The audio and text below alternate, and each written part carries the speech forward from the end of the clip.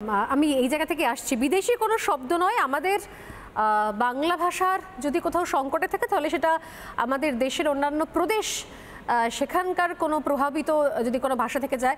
যদি এক্ষেত্রে একটা বিষয় স্পষ্ট না, যদি বাংলা ভাষা বহমানই হয় তাহলে এই যে আমরা বলি প্রায় সময়তে আমরা কেন কি থেকে কিউ কি, মানে কিউ কি থেকে কেন কি বলা শুরু করেছি, তাহলে কি হিন্দির আগ্রাসনটাকে এখানে বেশি গুরুত্ব দেব নাকি? আর বাংলা ভাষার ক্ষেত্রে যে এতক্ষণ ধরে যে আলোচনা করলাম সেগুলো আসলে হতেই পারে, মানে সেগুলো একটা বহমানতার একটা পার্ট। আসলে নিজের দেশে অন্যান্য প্রদেশ থেকে কোনো রকমের প্রভাব আসছে কিনা সেইটা নিয়ে আমাদের আরও বেশি সতর্ক হওয়া উচিত। কোনটা? আমি আসবো অমিত গোস্বামীর কাছে। প্রথমেই একটা কথা বলি, সেটা হচ্ছে আজকের যে আলোচনা সেটা হচ্ছে বাংলা ভাষার নিজস্বতায় বাঁচছে না ধর্মের কোপে ঢুকছে। এই জায়গাটায় আংশিকভাবে আমি একমত। সেটা হচ্ছে বাংলা ভাষা নিজস্বতায় বাঁচছে, সেটা হচ্ছে এপার বাংলায়, কিন্তু ওপার বাংলায় এটা ধর্মের কোপে ঢুকছে। কিভাবে প্রমাণ করে দিচ্ছি। মনে করুন আপনি একজন বাংলাদেশিকে জিজ্ঞেস করলেন, কি ভাই কেমন আছো? সে কি উত্তর দেবে? ভালো আছি আলহামদুলিল্লাহ। আপনি এবার আলহামদুলিল্লাহ শব্দের অর্থ আল্লাহর প্রশংসা হোক, মানে আমি বলছি আমি ভালো আছি, আল্লাহর প্রশংসা হোক, আপনি কেমন আছেন? ঠিক একইভাবে আমি একজন হিন্দু, আমাকে বলা হলো কেমন আছো ভাই, আমি বললাম আমি ভালো আছি, জয় শ্রীরাম, আপনি কেমন আছেন?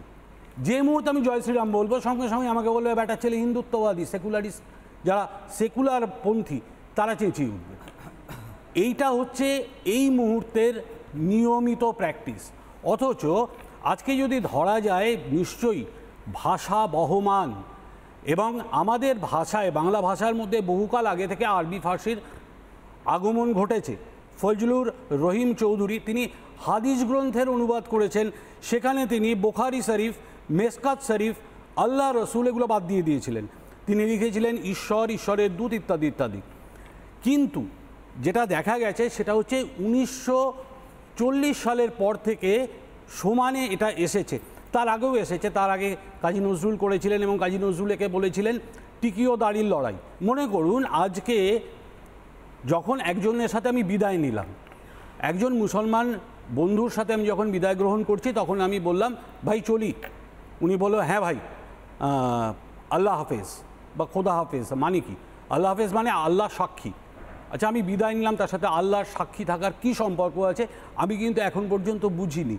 কিন্তু এই যে কথ্য ভাষাটা বারবার করে চলে এসছে, এগুলোর প্রভাব পড়ে কিন্তু সাহিত্যে। ধর্মীয় শব্দগুলো বা ইসলামী শব্দগুলো আসে, তার কারণ হচ্ছে ওয়াজ, এই ওয়াজের আধিক্য।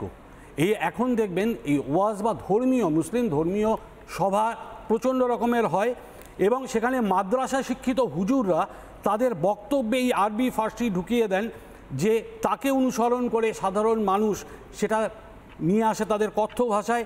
তার প্রভাব পড়ে সাহিত্যে। রামধনু হয়ে ওঠে রংধনু, ঠিক না ভুল সেটা হয়ে ওঠে জায়েজ না নাজায়েজ, বিয়ে হয়ে ওঠে নিকা, জল হয়ে ওঠে পানি। এটুকুই বলার। সোনালি নানা ধরনের কন্টেন্ট দেখার জন্য লাইক করুন, শেয়ার করুন আমাদের ফেসবুক পেজ, সাবস্ক্রাইব করুন আমাদের ইউটিউব চ্যানেল। পাশাপাশি অন্যান্য ব্রেকিং নিউজের জন্য অবশ্যই চোখ রাখুন রিপাবলিক বাংলায়।